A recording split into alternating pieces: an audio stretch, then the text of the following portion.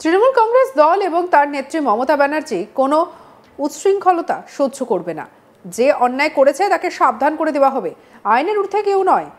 সারাদিন ধরে যখন বিজেপির নেতারা একজন মহিলা সেনা অফিসারকে জিহাদি বোন বলেন, তখন সংবাদ মাধ্যম চুপ থাকে। আর যখন একটা পুচকে পাচকা জেলার কেউ বলল, সেটা নিয়ে হাইলাইট হলো। বীরভূমের বাঘ অনুব্রত মণ্ডলকে পুচকে বলে এবারে কটাক্ষ ফিরহাদ হাকিমের। সিবিআই এর হাতে দুর্নীতির অভিযোগে গ্রেপ্তারের পর অনুব্রত মণ্ডলের পাশ থেকে তাকে বীরভূমের বাঘ বলে সম্বোধন করেছিলেন এই ফিরহাদ হাকিম। সেদিনের বাঘকে আজকের পুচকে নেতা বলে কটাক্ষ কলকাতার মেয়রের। বীরভূমের বাঘ তৃণমূল নেতা অনুব্রত মণ্ডল সম্প্রতি বোলপুর থানার আইসিকে হুমকি দেওয়া এবং তার নক্কারজনক ভাষাতে আক্রমণ, যা ঘিরে বর্তমানে বঙ্গ রাজনীতি একেবারে উত্তাল হয়েছে। সেই ফোনালাপ প্রকাশ্যে আসতেই রাজ্য রাজনীতিতে শোরগোলও পড়ে গিয়েছে। পুলিশকে কটাক্ষ করেই এই ঘটনায় অনুব্রতর বিরুদ্ধে সরব হয়েছেন বিরোধীরা।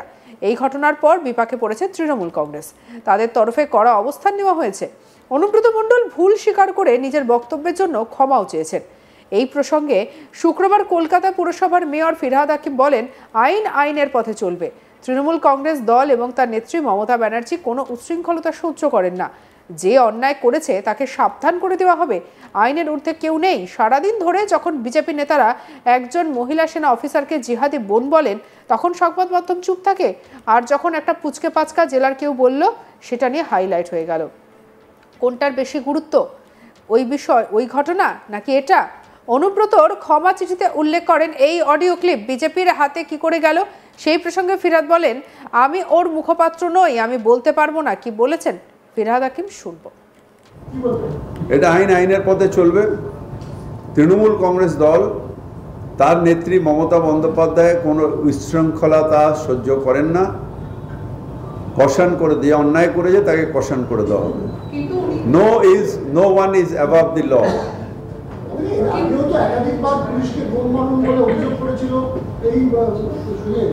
শোনেন, সারাদিন ধরে যখন বিজেপির নেতারা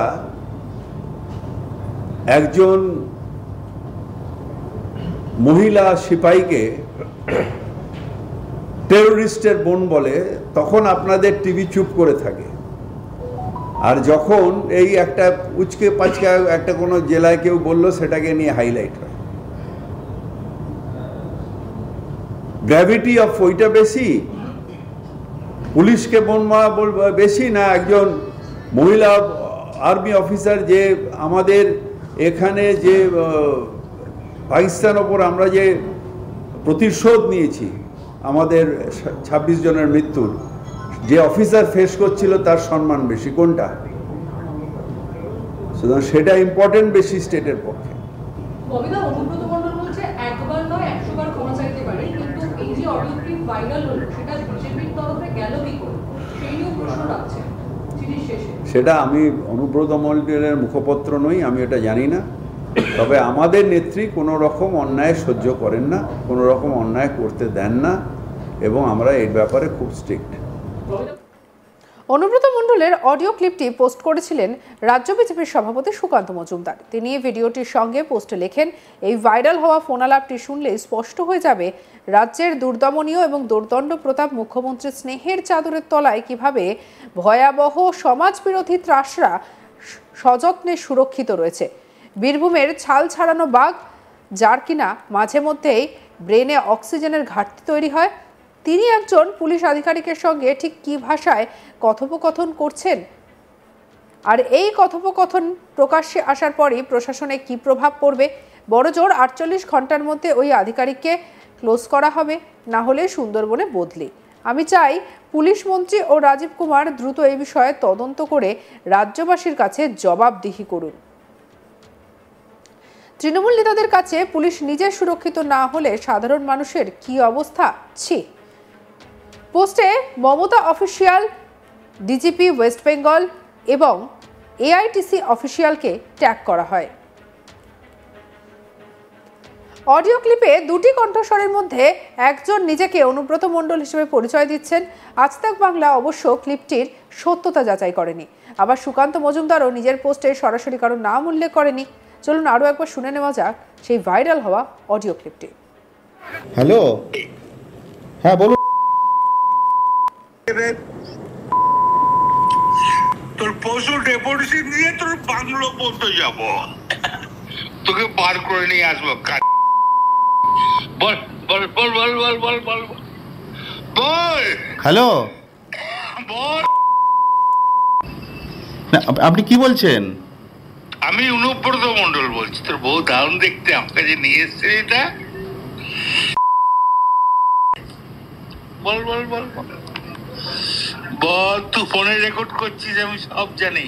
না না, পশু যখন ডেপুটেশন দেবে না, তোকে কোয়ার্টার থেকে মারতে মারতে নিয়ে আস। না কি হয়েছে, মানে ঘটনাটা কি? জানিস না সিঙ্গিতে কি হয়েছে? হ্যাঁ হ্যাঁ, এই পশু তো কাল পশু ডেপুটেশনের ডেট কর, বার করে 13,000 বোলপুরের লোক হয়েছে না? 13,000? 12,000 লোক হয়েছিল বোলপুরে। প্রচুর লোক। কথা বলেছি তোর মাকে হচ্ছে রে বউকে।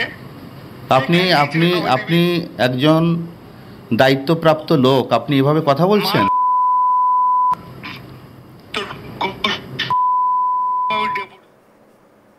এদিকে এই ঘটনার নিন্দা করেছে তৃণমূল কংগ্রেসও।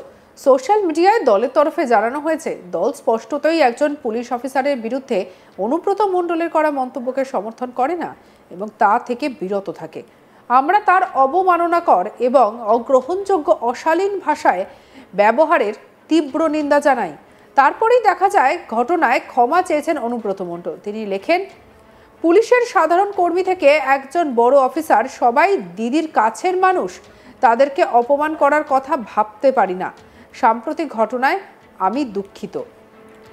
দিদির পুলিশের কাছে একবার কেন 100 বার ক্ষমা চাইতে পারি। আসলে আমি নানা রকম ওষুধ খাই। দিদির পুলিশের বিরুদ্ধে কেউ কোনো অভিযোগ করলে মাথা গরম হয়ে যায়। সত্যি আমি দুঃখিত, কিন্তু আপনাদের ভাবতে হবে 3টে মহকুমা বোলপুর, সিউড়ি, রামপুরহাটে বিশাল মানুষের মহামিছিল দেখে কারা ভয় পেল, বিজেপি কি করে? আমার আর আপনাদের বোলপুরের আইসির সঙ্গে গালমন্দর ফুটেজ পেল, কে দিল? কোনো চক্রান্ত নেই তো? তবু আমি বলছি, কোনো পুলিশ বন্ধু আমাকে ভুল বুঝলে দুঃখিত, আমি দুঃখিত এবং ক্ষমা প্রার্থী।